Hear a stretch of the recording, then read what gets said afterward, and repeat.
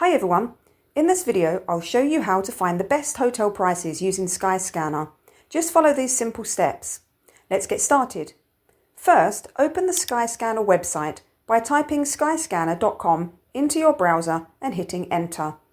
Make sure you're logged in. Once you're on the home page, click on the Hotels tab at the top. Then search for the location where you want to book a hotel. Select the number of guests and rooms, then click Search.